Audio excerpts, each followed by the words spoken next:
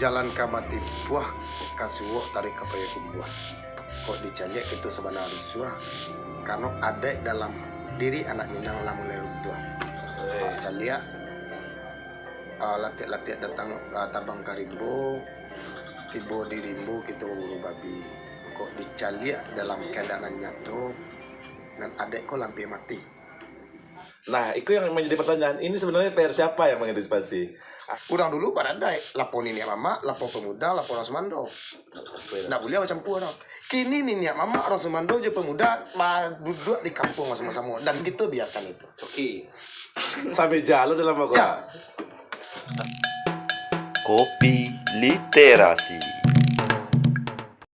Oke, assalamualaikum warahmatullahi wabarakatuh. Kembali lagi di Kopi Literasi di YouTube Bang Pai. Hari ini Bang Pai telah menghadirkan bintang tamu yang sangat luar biasa, Ajo Ene, dan juga ada dari Bang Azwar Martin sebagai pemerintahan, dan juga Bang Asrul ya hari ini sebagai tokoh milenial, Bang ya. Siap. Dan juga Bang Zul sebagai founder Cempaka Peduli. Peduli. Siap. Nah, tema hari ini menurut saya sangat menarik sekali, dan hari ini adalah problem yang ada di tengah masyarakat. Kita langsung saja, saya sapa dulu ya para bintang tamu hari ini. Oke, untuk Ajo Ene ya, gimana kabarnya Bang? Alhamdulillah sih ke. Oke. Badace. Yes, that's right. Untuk Abang Azwar Fatin, gimana kabarnya hari ini? Alhamdulillah baik. Oke. Abang Asrul? Bung Asrul. Bung Asrul, oke. Milenialnya lebih berdenyut. Untuk foundernya Cempaka Peduli gimana? Alhamdulillah. Semoga kita selalu sampai ke depannya Bang. Amin. Amin. Amin ya rabbal alamin. Nah, kita lihat sepanjang beberapa waktu ini kita masih melihat masalah yang sangat luar biasa dengan negara kita, apalagi di Minang itu. Kita fokus hari ini di Minang. Nah, dari Minang hari ini anak mudanya begitu menghiraukan kebiasaan atau karakternya Minang itu sendiri gitu. Nah, pertanyaan saya langsung saja ke Ajo Ene ya. Minang dalam perspektif adat Minang itu keberadaannya di mana itu? Keberadaan Ya. milenial dalam adat atau adat dalam milenial. Dalam milenial dulu. Lurus jalan kamati buah kasuwo tarik kapaya kumbuah. Kok dicajak itu sebenarnya suah karena ada dalam diri anak minang lamun lerut tua. Jadi kalau kita mencari latihan datang tabang karimbo tibo di rimbo kita buru babi. Kok dicari dalam keadaan nyatu dan adek kok lampi mati. Itu efeknya apa aja sih itu? Efek dari matinya ada di milenial gitu. Jadi mohon maaf agak kareh yang bawa bahasa itu. Yang dikatakan adek bahasa di sarak bahasa di kitabulah yang ada di dalam jiwa anak Minang itu sendiri yang lebih laku. Sebab kajiannya lebih dalam.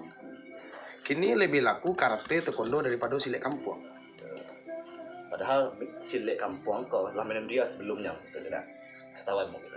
Kajiannya adalah dunia wal akhirah. Jadi di dalam silat nyo mengkaji diri dalam tubuh. Untuk kesehatannya mengkaji diri akan ketuhanan. Sementara masuknya karate, taekwondo dan segala macam tadi tidak ada kajian tubuhnya. Tapi selalu digembor-gemborkan di orang Minang yang bangga dengan perubahan itu sendiri. Bahkan ambo mancalia nyo kecian silik Minang, inyo ndak badeta lai kapalonyo silik Minang yo. Kalaki basilik yo padusi, nyo tontongan penarami. Apakah memang padusi kau layak melawan laki-laki? Nah, iko yang menjadi salah pahamnya para guru-guru silik yang membuat kalaki babau ya padusi. Sementara di Minangkabau dulu, jangan sampai padusi jo kalaki ke babau dalam bandai saja. Dan padusi itu udang kalaki yang diolah bentuknya bentuk padusi dan dicari pita soal padusi itu. Kalau seharusnya Jo, Minang hari ini seperti apa sih yang seharusnya yang diperbuat seperti aturan adat atau pakaiannya ambilnya sendiri sebagai anak Minang gitu. Nawak papasan kepada orang kuda tua, minyak mama, minyak wali negari atau pemerintahan terendah, bahwasannya iduan lah adek selingkah negari itu. nama nanti kecean adat selingkahan negari, peraturan adat contoh pernikahan yang ada di kampung itu seperti apa, turun mandinya itu seperti apa, diatur dalam adat selingkahan negari. Sehingga anak muda waktu tahunya, oh turun mandi kau ada adatnya, kau acara kematian kau adatnya, kau acara bertunangan kau adatnya. Di kumpulan panitianya itu kau dapat anak muda-muda yang ada di kampung. Nah, Jo, awak perhatikan hari ini betul banyak kemenakan itu sama mama itu tidak sinkron lagi. Jo. Nah, contohnya ini. Yang pertama, saya mengalami problem yang ada di masyarakat itu adalah mahalnya biaya pernikahan. Itu pertama. Itu problem pertama. Problem kedua itu adalah masalah palak sepadan. Itu kan problem-problem yang ada di masyarakat. Pandang aja seperti apa sih seharusnya menyikapi hal seperti ini. Yo sama aja poy. Ketika kita manangkok lawak pakai tangguk tu tangguk tabuk nak bawa, kira-kira dapat lawak tak? Sama juga ini panganan orang. Rumah gadang kata desa.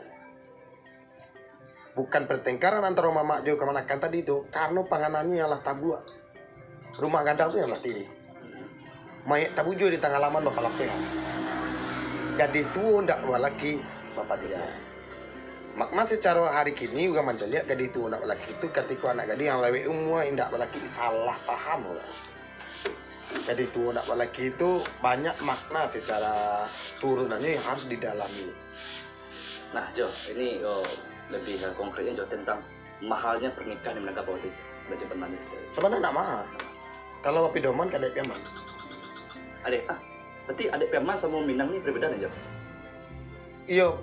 Kan kita ada ranah di rantau. Kalau bicara juga ada Minangkabau, itu kan bahapi doman kalau nanti go, tapi di ada piaman ada otonomi daerahnya. Dan sabana nyo ada piaman ko lah yang barek sama dipikue ingan sama dijinjang.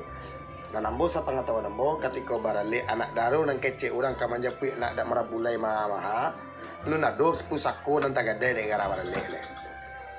Kalau memahami adik memang. Bahkan setiap sudah barale itu balabu. Candu orang barale, makanya memang tu dua banyak bininya dak candu barale. Kalau nan cik-cik bini lu nasri memang ya. Ada awak saya Jo, itu ada tuh teman. Itu dia membuat kelompok itu namanya Bujang Lapua gitu. Itu memang terjadi tuh Jo. Karena saya melihat mahalnya pernikahan itu dia takut melanjuti tahap pernikahan seperti itu. Anda paham tak? Contoh gini, seandainya seorang laki-laki nih, saya laki-laki itu perempuan, ketika laki-laki ini punya uang, dia nggak akan berani menikahi seorang wanita ini. Saya seperti kan kalau di agama kan sederhana mungkin untuk pernikahan gitu. Penanya seperti apa? Kok kawak cerah deh. Ini lebih mau lebih Gali dulu. Sampai tajam. Nah, sebenarnya banyak yang salah paham tentang arti kehidupan tersebut. Kalau ndak tahu manihnya dulu, hilanglah tabu. Kalau nak tahu kehidupan dan kamu kok, iyo mulai dari kini kita cari nan ketujuh. Nah, sebenarnya Minangkabau tu bukan persoalan kehidupan kemukonya. Orang Minangkabau perempuannya kayu-kayu. Karena pusako tinggi letaknya gede perempuan, gede padusi. Kenapa? Sunnah Rasul, Khadijahnya nikahkan dek Nabi Muhammad, disuruh adek malaikat jodohin kau tu Khadijah. Kan wanita yang kaya yang nikahkan Rasulullah. Mohon maaf, kalau sampai hari ini kalau cerita sanad gitu, orang mengecekan matrilineal di Minangkabau atau yang bersuku ke ibu tuh, itu kan pandang orang asing matrilineal. Padahal kalau kita nak pakai matrilineal, tapi itu adalah ajaran Rasulullah. Sesuai juga kamu gitu. Kenapa? Karena yang dikecekan Habib ini itu turunan dari anak perempuannya dari Nabi Muhammad. Karena anak Rasulullah yang laki mati muda Rasulullah. Gadis keturunan ibu. Oke, kita minta pandangannya dari tokoh pemerintahan ya, atau pemerintah sendiri gitu. Dari sebelum pemerintahan kan tokoh pemuda. Ya. Atau sebelum ada pemerintahan, ketua milenial, dan ketua founder ada kopi pahit. Kopi pahit silakan lewat. Coba Ajo, karena Ajo kok kadigali bego kan. Kagi ayi dulu. Oke, karena Nung sana. untuk menanggapi yang pertama langsung saja dari tokoh milenial lah. pemuda milenial gimana? Kalau pemuda lah masuk milenial. Ayo, dari milenial, silakan Bang. Sebenarnya itu bukan pertanyaan sih, selaku kok kami nih gitu ya. Kami yang mengklaim sosok milenialnya Minang terkadang menjadi perbincangan lo di luar. Apakah apa sih yang menjadi pembeda kok tokoh milenial Minang lah? Kok tokoh milenial orang di luar Minang gitu kan? Apa sih yang membuat kami bercitra rasa kami tokoh milenial Minang kan? Dengan banyaknya sistem informasi digitalisasi yang masuk ke daerah Papua, asih yang membuat kita berkarakter Minang selaku sosok milenial gitu kan. Nah itu pertanyaan boleh deh. Tanyanya ke Mampai kok. Langsung lempar. Pertanyaannya ke Bapak luntunnya kayak Jo. Saya tanggapi aja. Kok bisa kadang-kadang surat kelampauan yang camih tentang kami, tergambar tentang kami itu pertanyaan lu kagak bare. Tapi kalau dalam pandangan aku sendiri, Ba'a membangun citra rasa menjadi pemuda milenial Minangkabau. Ya benar ya. Sebenarnya kok idui balik surau di kampung, idui laga-laga di kampung, idui balerong di kampung, di sini nataga anak negara Minangkabau. Karena apa? Anak Minangkabau itu bukan dilatih secara lifestyle hari ini, bukan panggung lifestyle anak Minang-Minang, tapi dipersiapkan karakternya untuk merantau. Jadi 3 pedomannya, pertama pandai mengaji, pandai sembahyang, pandai masileh. Ikoko menjadi di rantau ada perkembangannya. Mengaji itu bukan mengaji ini hanya sekedar tadarus, tapi mengkaji. Panakia pisau sirawi kagalah watali tabuang silodang ambek kanyiru satitiak bisa dijadikan lawi, sakapa bisa dijadikan gunung alam terkembang jadi guru.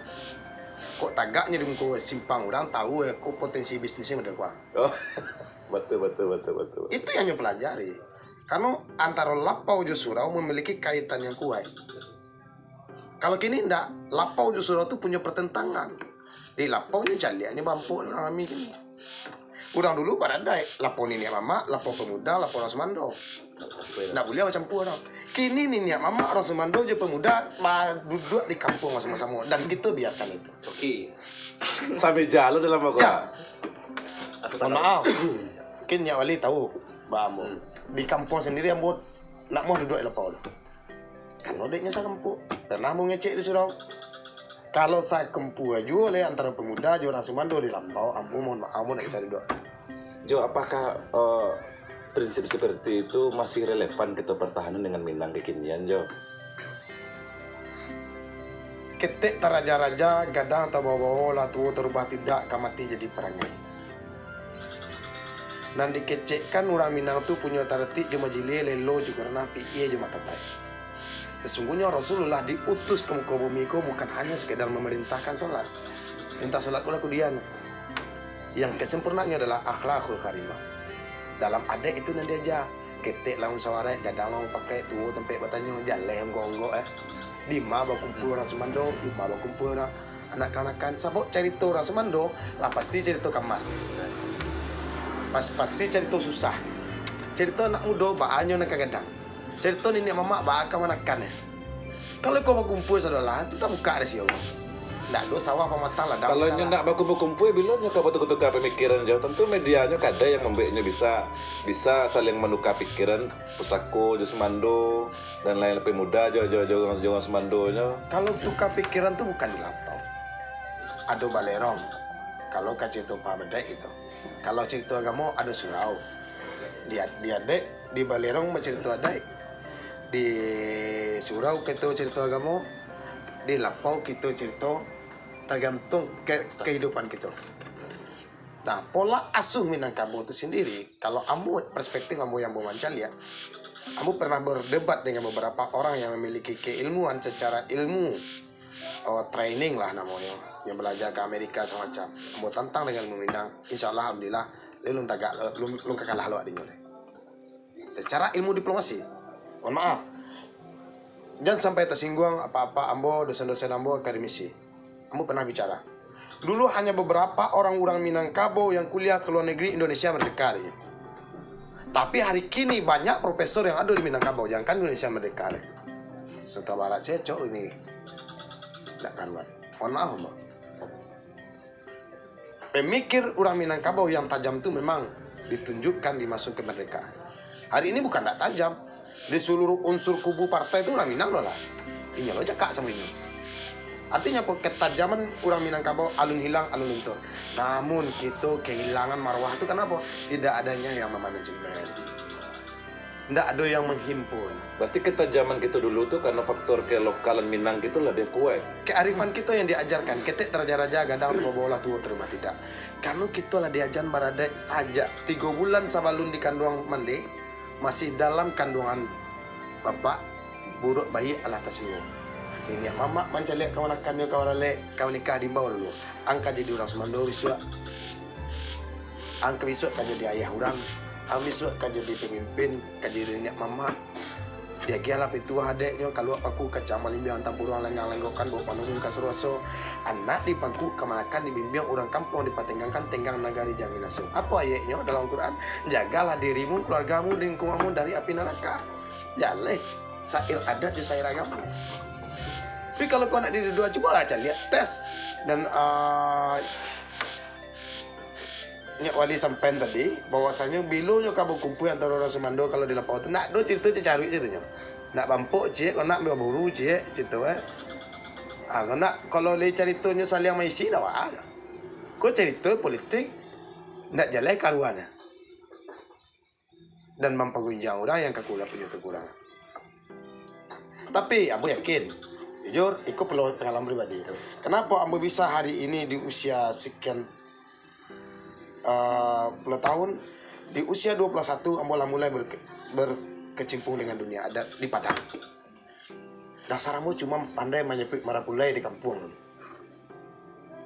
Maraja menyepik marapulai.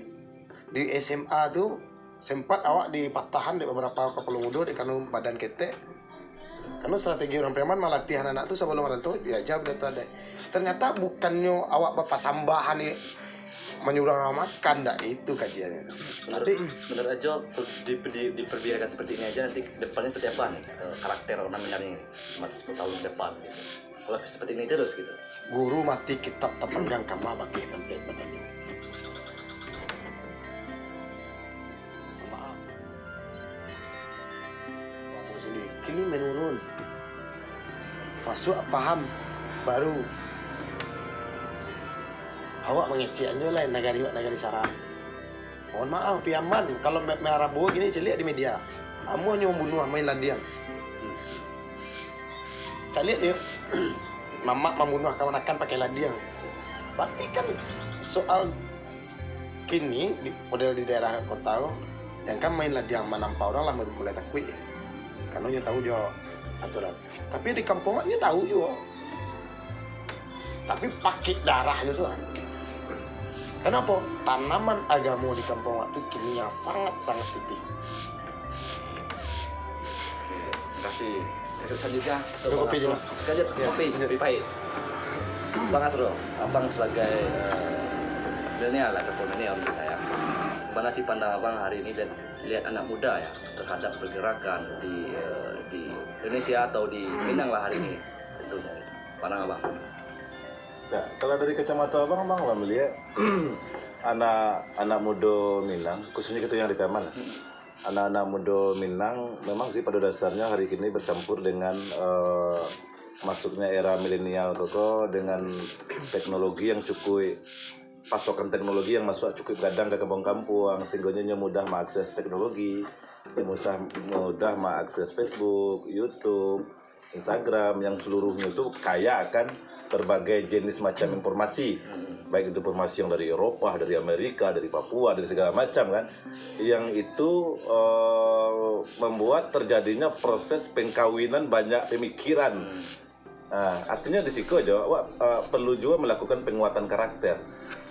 Dengan masuknya zaman era informasi yang tidak terbatas koko, awak yakin akan mempengaruhi prospek berpikir anak-anak muda Minang ataupun anak-anak muda Piaman.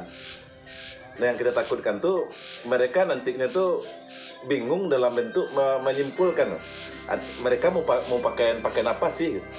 Nyoba lihat beko di YouTube ada gaya-gaya apa lifestyle orang-orang Eropa kan dengan gaya televisanya. Nyoba lihat lo gaya-gaya lifestyle anak-anak Korea beko dengan gaya ke Koreanya. Akhirnya mereka menjadi generasi ikut-ikutan. Itu yang kita takutkan ke depan itu Jo, dengan masuknya budaya, dengan masuknya informasi yang cukup lebar kok.